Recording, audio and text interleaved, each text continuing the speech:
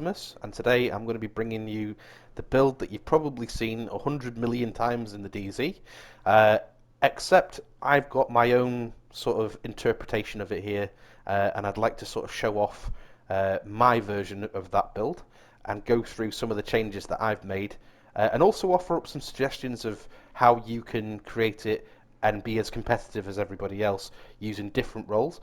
But however, let's just go through the build, and I'll start the usual way that we normally do. So for this build, I'm using the Technician. A lot of people will use the Firewall because of the med kit, and we'll go through sort of both ways as we get further down. But basically what's going to happen is if they take the Firewall, I have seen other people using Perfectly Efficient, and they'll just spam medkits, okay? So that's the normal way that you can do it. However, mine is slightly different, okay? So I will give you the reasons. It is the skill tree that we're after here. I'm after the extra skill tier, which is really, really useful, but it ties into the skills that we're using. That extra skill tier is going to make our skills that a little bit more potent, and lets us claw it like a little bit more efficiency for them. So that's very, very useful. The Artificer Hive directly plays into this build as well. It's going to allow us to do one of two things, and I will show you both as we get to them. Other than that, I just have synergizing weapons, which is the assault rifle and the LMG. You can change, obviously, a couple of these if you want something different, but I would advise sticking with the assault rifle, which is part of the meta build that everybody uses. And I also have a EMP grenade that's great for shutting off enemy skills, things like that.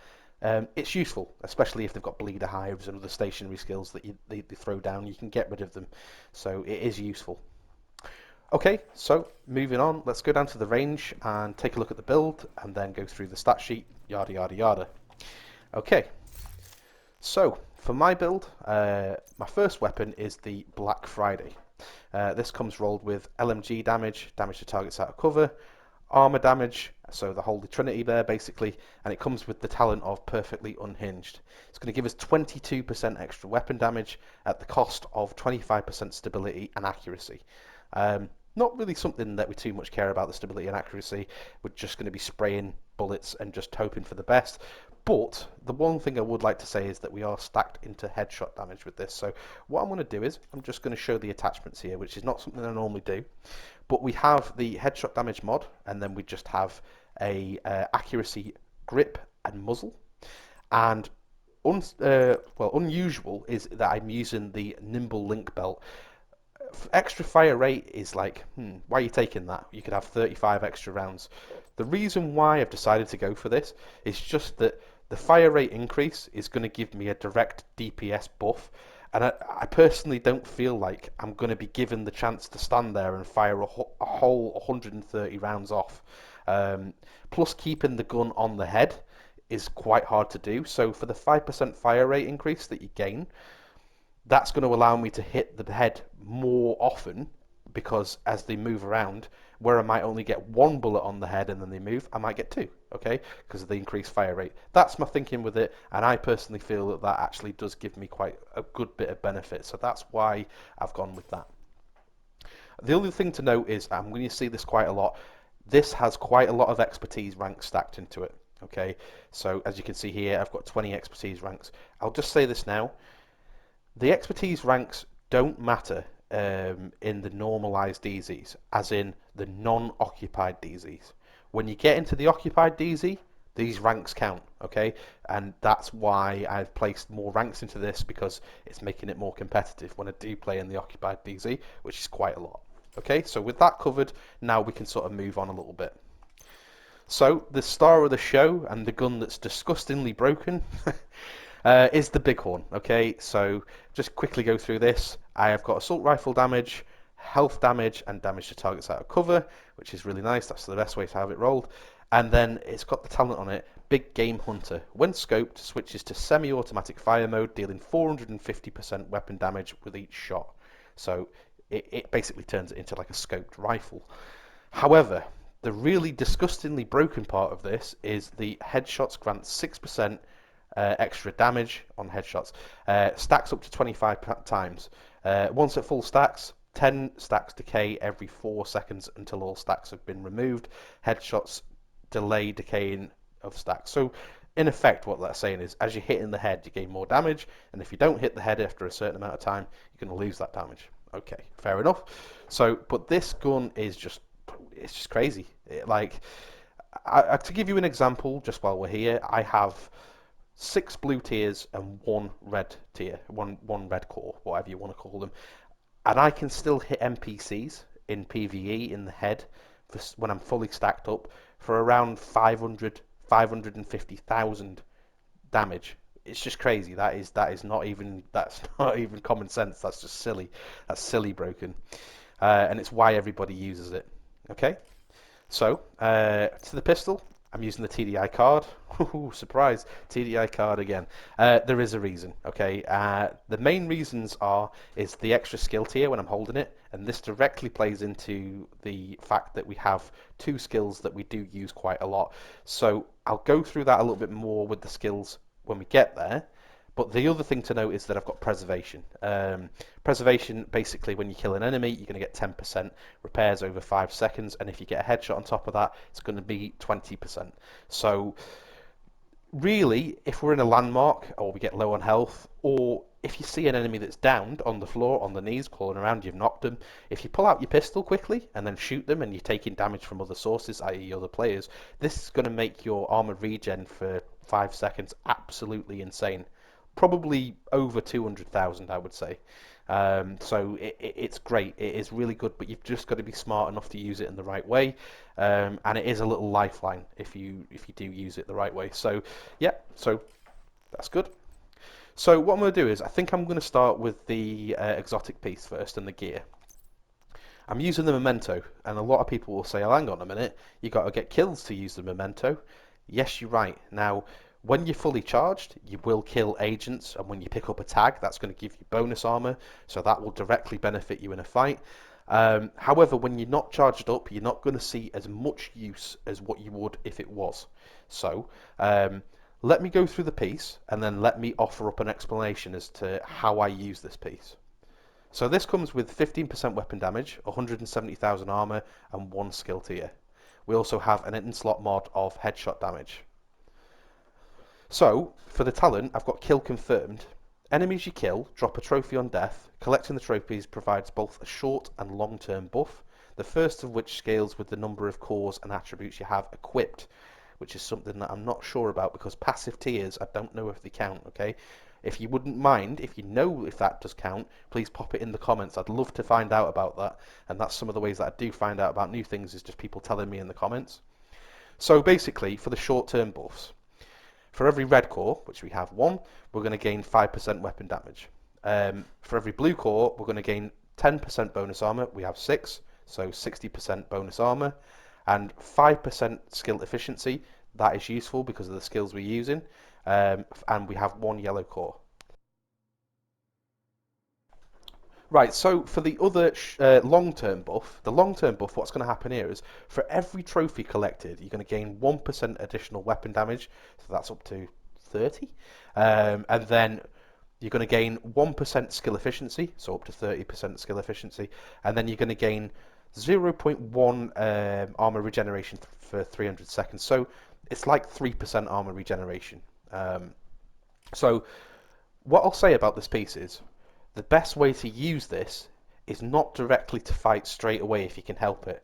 Sometimes you might have to, you might just go out and just fight, but the best way is just to run off to a landmark, find a patrol, and just kill a few enemies, whether that's 10, 15, 20, 25, 30 enemies, whatever you can get. The more tags that you can get, the more effective this build's going to become.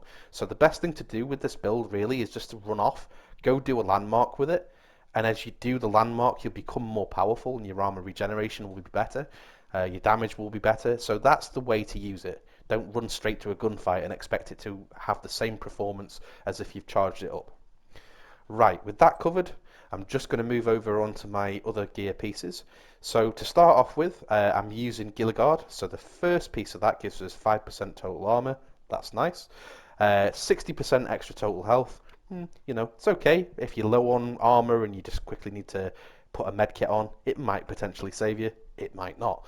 And then the all-important 3-piece, which is the 2% armor regeneration, which is something that we're chasing. Now, this comes rolled with armor, hazard protection, and armor regeneration, and I have a headshot damage mod. Now, we were talking at the start of the video about differences between other people's builds, mine and theirs. My difference between other people's build is that most people wouldn't have this role of hazard protection here. And what they're probably going to do is they're probably going to go for headshot damage. That is perfectly fine. There is nothing wrong with that. It's actually going to make the build more potent in damage terms, okay? You're going to do more damage. So if you're looking for more damage, I would highly suggest for the rest of this video, whenever you see hazard protection, roll headshot damage, okay? Now, for my explanation, why do we use hazard protection?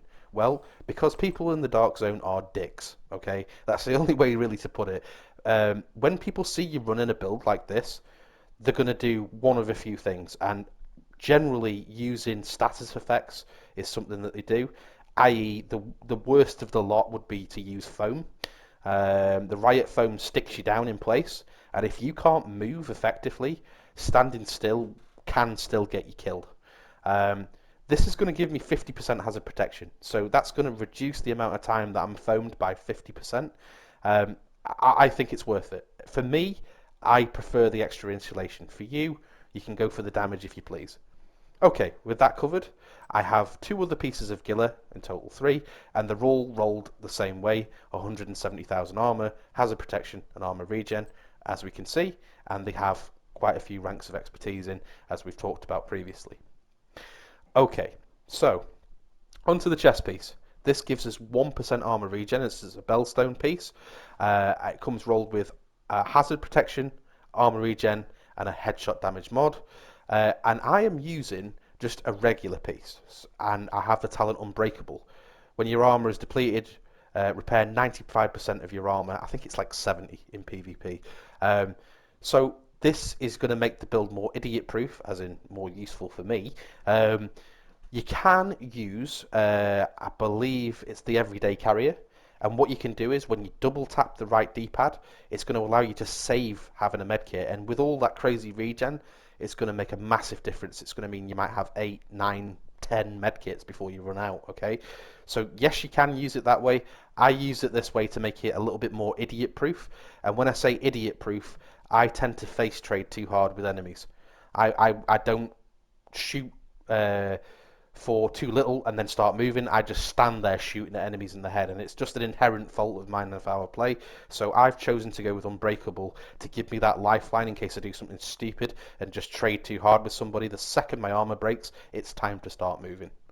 Okay, with all that said, I am using a piece of Murakami, and it's the Emperor's Guard. It's a difficult one to get. I do understand that. There's a few places you can get it. You can get it from the blueprints, which is Plain Descent. You can also get it from the named caches. You can get it from the DZ. It's a lot easier to get than what it was, but getting one like this might be quite difficult. So I just want to say the main thing about this is that I have the double armor regen on it, and I have armor rolled on top. That's really nice. But in a lot of cases, when you have this piece, that skill duration is really wasted. In this case, the skill duration actually really helps. It's actually super useful for me, and I'll go through that just now because we're moving on to the skills. So as you said, they had the Articifier Hive. The Articifier Hive, basically what it does is it just increases the efficiency. It just pings your skill. And what it's going to do is it's going to like increase the amount of health the skill has. It's going to increase the duration of the skill. And when you've just got it on your back, it just occasionally intermittently pings the skill that you've got. And as you can see right now, with the pistol in our hand, we've got a tier 3. Okay, a tier 3 Articifier Hive, which is really good. If you look at the bonuses it's given us, we've got sort of 2 passive skill tiers and then 1 that we wear from the bag. And then the other skill that I'm using is the Defender Drone. So it's going to reduce damage. In PvP, it's a 21.9% damage reduction with the ranks that I have, which is super useful. You know, it's more damage reduction on top of the hazard protection, on top of the armor regeneration that I've got. It's going to allow me to face trade with enemies harder, and we're also going to see from the hive, when I put it out, it's going to ping it and give it more duration. Now there is something else we can do. What we can do is, if we want to stay off the radar, and this is a tactic that I saw somebody else doing in the DZ, and I think it's quite clever, we can use a decoy. We throw a decoy down, and then we throw our artificer hive down next to the decoy. And what throwing the decoy down does for you is it removes your nameplate, so people can't see your rogue, etc., etc. But eventually, it's going to break. You know, the skill's going to run out of duration. Using the artificer hive keeps this skill up for a crazy amount of time. And I'll show this down at the range in just a minute. Again, I said about the EMP grenades. The EMP grenades can turn off enemy skills, bleeder hives, any stationary trap that's thrown down by an enemy, and also block enemies from deploying skills if they get caught in the blast radius.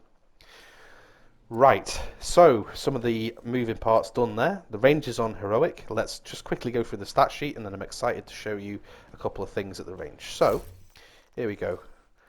Let me just go into the stat sheet. So, the talents are perfectly unhinged, big game hunter, and preservation. Damage is reasonably sort of low. It's not on the floor, but it's low. The main thing you've got to remember is that we are aiming for those headshots. Headshots are very, very important. Okay. Again, damage is, for the most part, kind of low. Not terrible, but, you know, low. So that can be increased by collecting tags. We've talked about this. Remember, don't run straight to a gunfight. Go off to a landmark. For that extra 5 minutes it takes you to do a landmark, you're going to be in a much better place when you actually do go PvP. So that is one of the caveats of the build. You can use it straight off the bat, but if you don't charge up the bag, you're not going to see as much benefit as if you do. Unbreakable for me, because I'm stupid and I face trade with people too hard. For you, if you move well and you're much better at movement in PvP, you might decide that perfectly efficient is better for you here. Both are excellent choices. For our brand set, we've got the 3-piece of Gila Guard, 1 piece of Bellstone, and the Murakami, the Emperor's Guard. So armor, we're just a little over 2.1 million, so quite a lot.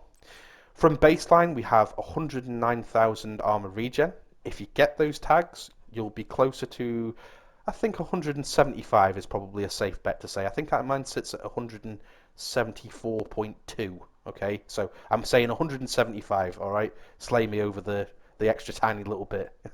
All right, but 175 is possible. All right, so it's definitely very, very, very good if you can get it to that. Although it won't protect you if you're stupid. If you get stuck down by riot foam and you don't have any hazard protection, that 175 regen is just still not going to do anything for you.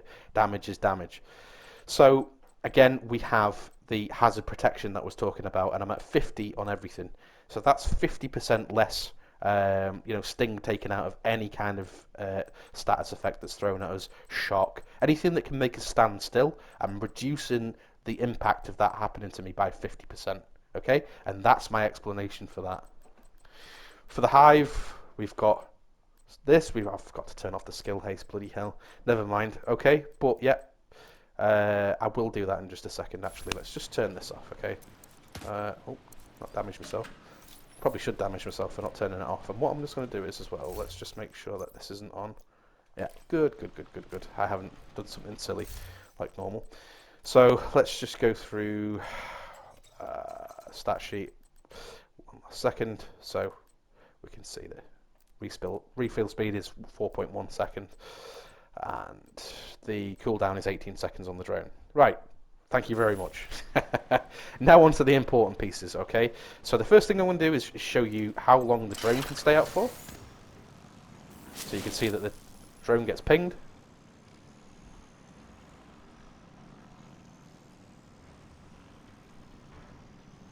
And it'll ping it in the end in just a second. Again, the blocker drone is damage reduction, remembering that. So again, look at that. So the drone's getting pinged. It's staying out for a long time, longer than normal. It's going to allow me to be in an extended gunfight, and that's why I have picked the artificer and the technician as my specialization rather than the firewall. You could use the firewall if you want, but this is the reason why, because I'm getting literally 3 times the amount of time that I would get from that. Now what I'm also going to do is I'm just going to turn on the skill haste. And what I'm going to do is we're just going to wait for that to come back. And while we do that, Another thing that you can do is, like I said about the decoy, you can put the decoy on. I can just quickly switch this out. And say if a manhunt or, my team's all dead and I'm trying to run away and keep the manhunt alive, what I can do is I can quickly switch this on, throw the decoy out, and then just throw the Articifier Hive next to it, and I can hold onto my pistol because I'm just trying to run away. And this thing is going to last quite a long time. Alright, it's going to give you time to get the hell away. If you're on manhunt and you don't want people to know where you are, it's going to help a lot. It stops you getting pulsed, and it's going to leave that there, so it's going to be very, very useful. I don't know if it's going to ping it. It should, but it definitely does. Okay, so I'm just going to destroy that. But again, just like the drone, it's going to increase the amount of time. The other things to note about the build is, obviously, I think we've gone through this, and it's kind of common sense, but you need to be getting those headshots. Okay, you need those headshots. Really, really important to be getting those headshots. It's pointless really to aim anywhere else. Okay, don't get the headshots, we're not going to get the same sort of effect. The thing is, if you're shooting at a target far away, that's hitting quite hard. 1.4 million. That's quite a lot of extra damage. Okay, I can sort of pump that up by getting headshots. Sorry, I've got terrible aim. Okay, and then 2 million. Okay, the other weapon I use is this. Okay, and it sort of plays into the whole having headshot damage. I'm just going to bring that a little bit closer.